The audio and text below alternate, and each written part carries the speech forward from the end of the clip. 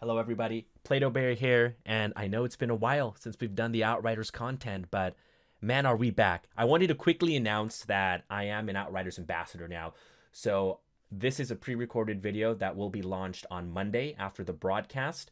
This is a sneak peek that we as ambassadors got to the upcoming changes, and this is my live reaction and my thoughts and comments to it. So let's get right into it because I don't want to make you guys wait, because there's some actually good changes coming here and some changes that you guys have been asking for a really long time. So let's get started with that video, and I hope you guys enjoy because there's a lot to enjoy about Outriders. Hello everyone, Sven here to give you the full lowdown on what exactly this massive new update brings to the table. As we have always said, Outriders is not a live service game, although we have constantly updated and improved the player experience and focused our attentions on the core game to ensure players receive the game they deserved and we intended. This continued focus has allowed us to improve Outriders in a growing number of ways, and in our commitment, we have gone to town. Now, a few short months later, we'd like to lift the hood on how we improved Outriders and show you exactly what we've been working on. Okay, let's take it from the top. When Outriders originally launched, the endgame experience players were having sadly didn't quite align with what you wanted and what we expected. This was arguably our greatest challenge to resolve. Rewards for expeditions were granted based on how quickly you could complete an expedition. For most players, this meant forcing themselves into a specific playstyle. Wait, hold on. Pause. Let's go back just a little bit. Did they just really put a point into Sour of Decay? Come on, PCF. That's useless. You're wasting a skill point. Anyways, moving on. Into a specific playstyle based on damage per second only. This stifled build diversity and the tremendous creativity our players bring to the table. Expeditions now have no timer by default. In this new system, finishing an expedition, regardless of how long it takes, will earn you that expedition's reward. Rewards have also been equalized, so that even expeditions that fundamentally take longer to finish will still be respectful of your time as a player and will feel rewarding to complete. This means that you won't need to sprint to the end of an expedition in order to get the best possible loot. You can take as long as you want and play an experiment with the character build of your choosing, all without being punished. You can still run a timed expedition if you prefer, but this would be only for bragging rights, not for improved rewards. So let's talk about that real quick, which I think is a welcome change that everybody has been asking for, is no timers on expeditions, especially for that early game to mid game grind where your gear isn't there. Having that loot locked behind a timer was really frustrating for a lot of players. Personally, I'm completely biased on the timer, and I'm glad that they gave us an option to turn it on or off. As someone who speed ran the game a lot and just like to complete expeditions as fast as I possibly can, I'm glad that that timer is still there and available for those bragging rights. But a really welcome change for anybody that wanted to test out off-meta builds and that felt pressured by the timer. This was something that everybody's been asking for a very, very long time and is very vocal about. So I'm glad that they gave it as an option to either have it on or off depending on your playstyle. So kudos there. Good shit. At launch, grinding for legendary gear wasn't fun and didn't feel rewarding enough, even when playing on the highest difficulty levels. It was also very hard to find specific items due to the random nature of the system. Since then, we've implemented a 100% increase to all legendary drop rates, globally. We also developed an anti-duplication system, which reduces the likelihood of players getting items they already own. Furthermore, another change made to expeditions that will benefit legendary loot hunters is the final mission. The Eye of the Storm will now grant you a pick and choose legendary item reward upon completion. You'll be able to choose one of 3 gear pieces, with your options being randomly pulled directly from the full loot pool. Finally, That's actually not bad. It reminds me of the hunts, where when you completed a hunt, you got to choose out of, 1 out of the 3 options. So now when you complete Eye of the Storm, you get to choose, 1 out of 3 legendaries from an unlimited loot table, which I think is a welcome change for either storm. It doesn't fundamentally fix the map's, unfun playability, in my opinion, just 3 spires and it's a time-based kind of thing. But for people hunting, I suppose, for specific legendaries that want a specific legend, that get to choose from the 1 out of 3, that's a welcome change. So I have no complaints there. I think it's very fair, and for people that are still grinding those legendaries that they still want, or that they want higher base stats of a certain legendary, I think that's pretty nice, and I see no problems with that at all. We've also made Tiago more useful. Tiago's shop now offers options for a mystery legendary purchase, and you can spend drop pod resources to re-roll this elite offer. Alright, now I know that was something everybody was asking for since launch, to have Tiago on a rotation, and here it is. I think it came a little bit late for those that have stuck around with the game and are still playing the game every day, right? For us, I'm sure we found all the legendaries going painfully through those expeditions, but for those that left the game early and want to come back now that this DLC has been announced, this is a welcome change. The grind to get the legendaries won't be much of a grind anymore with the new changes, right? Untimed expeditions, Eye of the Storm granting you 1 out of 3 of your choice, and now Tiago on a rotation that you can finally use those drop pod resources on. Because before, those drop pod resources, they just had no use, and now that Tiago's on that rotation, again, a very welcome change, but it doesn't really affect the players that have stuck with the game and have grinded the game since launch. But again, a welcome change for players coming back to the game after the DLC, or players that have just, started playing Outriders. Their grind is going to be a lot easier now. Welcome change for Tiago, and I'm finally glad that Tiago has a purpose in this game, other than just sitting there and mocking us. Let's continue with the video. Getting all the legendary gear in the game is all well and good. But what if you want to look a certain way, but your build relies on mods or a set bonus that is only available on a certain piece of gear? It's one of the most requested features from you so far. We've added transmogrification, which will let you change the visual aspect of an item to that of another item of the same type. For weapons, it also includes all sounds. Pretty cool, huh? Transmogging is entirely free. Did you hear that a little bit? For weapons, it includes all sounds. Hey, that's hot. No convoluted systems, microtransactions or in-game resources required. And there's no limit to how often an item can be transmogrified. As soon as you've acquired an item, you will also acquire its transmog design. Your transmog library spans across your entire account, meaning it collects designs from all your characters in your roster into one pool. Let's check out a few examples. Say you really love the look of your Devastator legendary gear set, but you just wished your badass Trickster could wear it, while maintaining your perfect Trickster build. With just a few clicks in a visual customizer, your wish can now become a reality. After changing the look from the Trespasser set to the MARSHAL'S set, your Trickster build with all its abilities is still the same, but now you're sporting a mean Devastator look.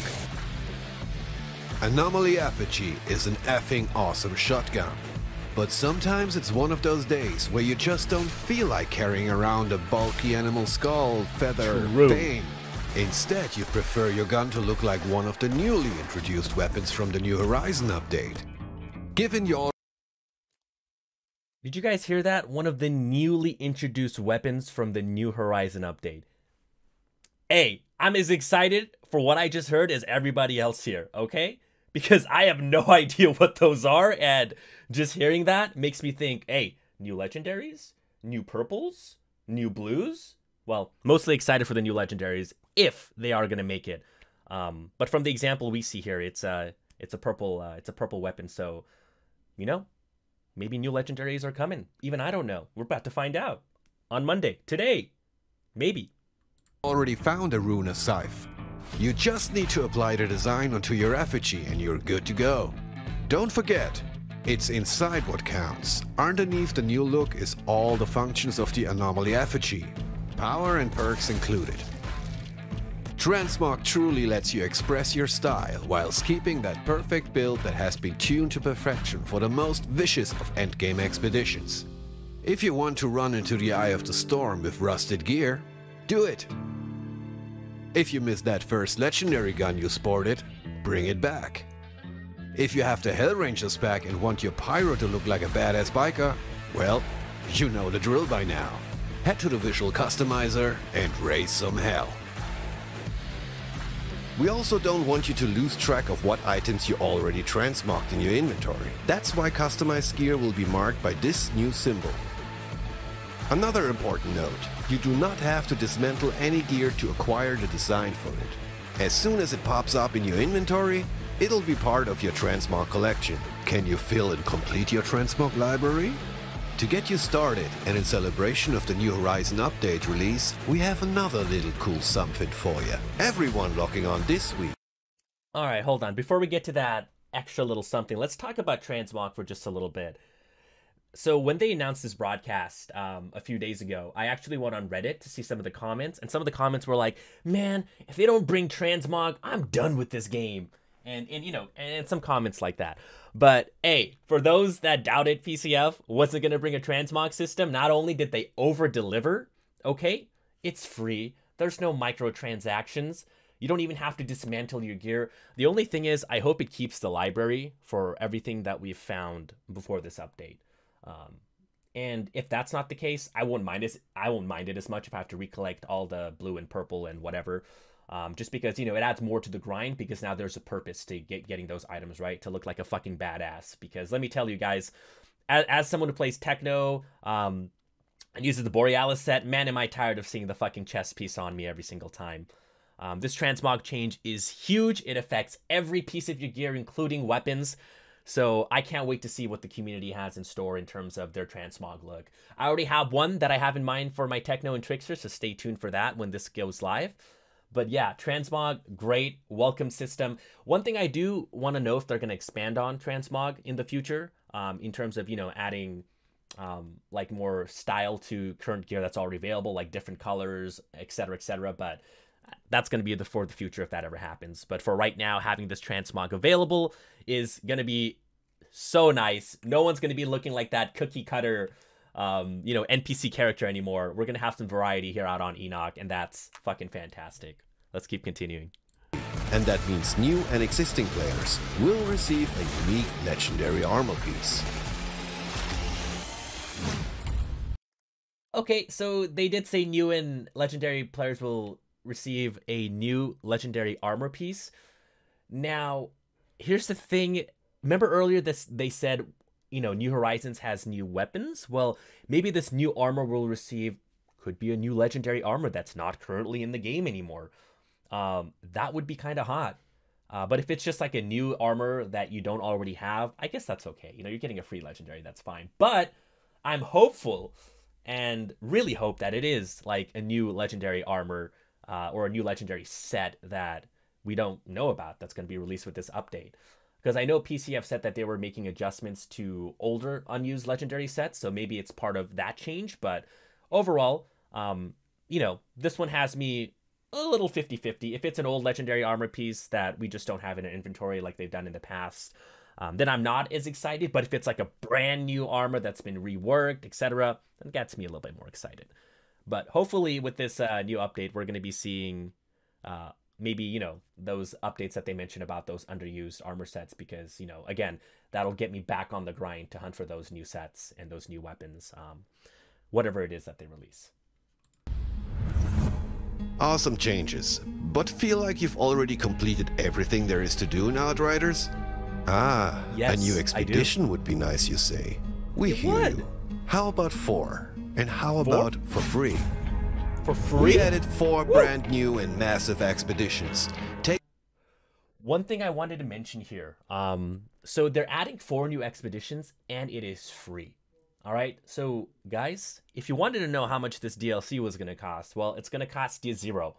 So for those that have uninstalled the game, get your ass back on, reinstall the game, and check out this update.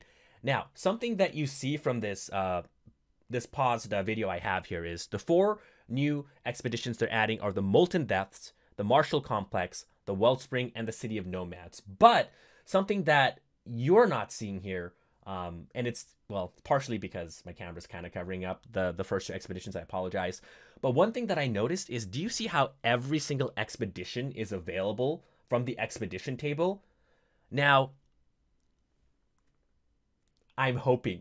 I'm hoping that when I log on and I go to the expedition table after this update, I'm able to see every single expedition available and not just an RNG few, and I have to go to fucking China to re-roll the map and to find another expedition that I actually wanted to run, right?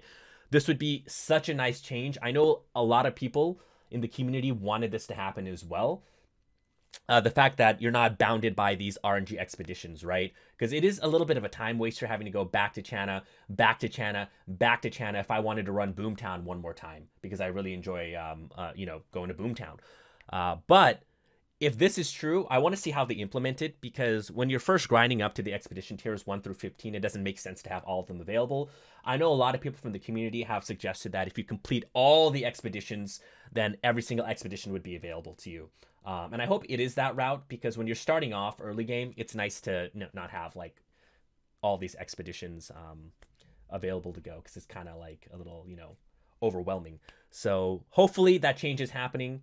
Fingers crossed, because personally I would love it. But let's see what these new maps have in store for us. Taking you to previously unexplored areas of Enoch, each featuring an exciting mini-story, connecting you with characters and events experienced in the main campaign. Molten depths will send you back to Eagle Peaks. When a drop pod signal activated, Dunham investigated and found a hidden power station. In order to take it back online, she wants you to clear out the station from any unwanted tenants, no matter the size, shape and form. The City of Nomads will confront you with a character who is haunted by the sins of his past. Very aware of his dark history, you decide to help him in protecting the old Pax village Uketuatara. In the MARSHAL'S complex, Corrigan, the great Grand Marshal himself, asks you to reclaim a facility near Dead Rock Pass, taken by insurgents. It won't take you long to discover that this facility is anything but just another insurgent camp. Last but not least, the Wellspring. Tiago told you about a Pax legend of a sacred place called Atuma Itaru, where pilgrims would take long travels to sacrifice their treasures into deep wells. You and your team are in search of those forgotten riches, if it wasn't for this tremendous storm that seems to get stronger and stronger. Even new expedition players will already have access to the first of the 4 fresh expeditions, with the others unlocking at challenge tier 4, 8 and 12. And without a timer requirement to get the gear, feel free to take your time and explore. That's something you should definitely keep in mind when visiting these 4 new locations, cause they're a bit different and special in many ways. Okay, now that has me intrigued. Explore the expeditions, and they're different and significant in many ways. Now, I can't speculate what this is going to be, because even I have no idea, right? But it gets me excited. I'm going to cover every single one of these expeditions maps, to see if there's any certain hidden things. I hope one of these, or a few of these maps, have more boss fights, like for example Dr. D, the Blood Merchant, fucking Moloch, right? That would be amazing if we're able to fight like the boss, because if you guys remember the spider boss from the campaign, now that was a boss fight that kept me fucking engaged. All right, that was fucking awesome. As far as what surprise they have for exploring these maps, it kind of gets me thinking these maps are going to be less linear, because if you look at all the Outriders expeditions right now, they're pretty linear, right? You go from point A to point B to point C, and point B would be like those spires, and no one really likes those spires. So I hope they added some kind of engagement in these maps that really lets us explore it more so than the linear ABC maps that we've seen in the past. But that has me excited about, taking your time to explore it, because there's, that's all I got to say about that. 4 new maps, and the whole DLC being free is amazing. But let's continue, because now I'm intrigued. These 4 expeditions, while I'm sure a lot of you may have wanted more than 4 expeditions, we're going to have to see what the quality of these expeditions are going to be like. But personally, 4 is more than I thought we would be getting. And having 4 plus all these other changes that they've mentioned already for a free DLC update, man, it's gonna be awesome. But let's continue. There's still about like a minute left in the video. Let's see what else we have in store for us. But wait, there's more. Here's a very fast recap of the many changes Outriders has undergone since launch, and that you can look forward to when returning to Enoch as part of the New Horizon update.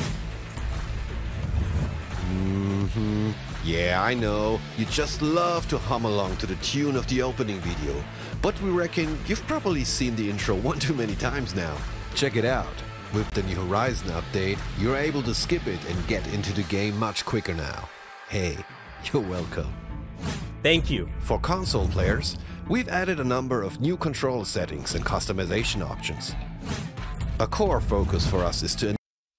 Okay, so for the console players real quick, welcome change, because I know even after the first update they did that fixed the controls were still janky. So to any console players, let me know in the comments down below how better the controls are.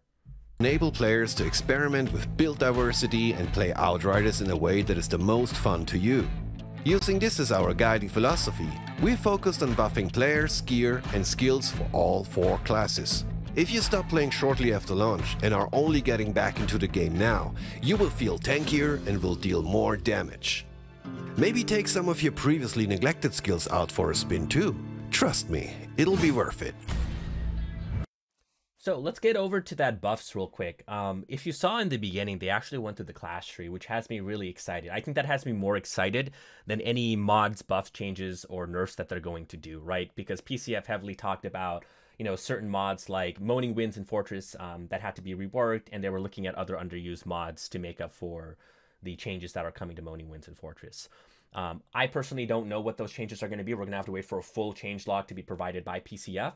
But what has me more intrigued is changes that they may or may not, but most likely will, make to the class tree. Because if you guys remember, and I'm still salty, week 1 into the game, they completely butchered like 35% of Trickster's firepower damage from the top tree when nobody had a chance to test those endgame builds. So I'm actually really excited to see what kind of power they added into the class trees, more so than the mod changes. But still, overall, looking forward to all the buffs and changes that they're going to make to the mods.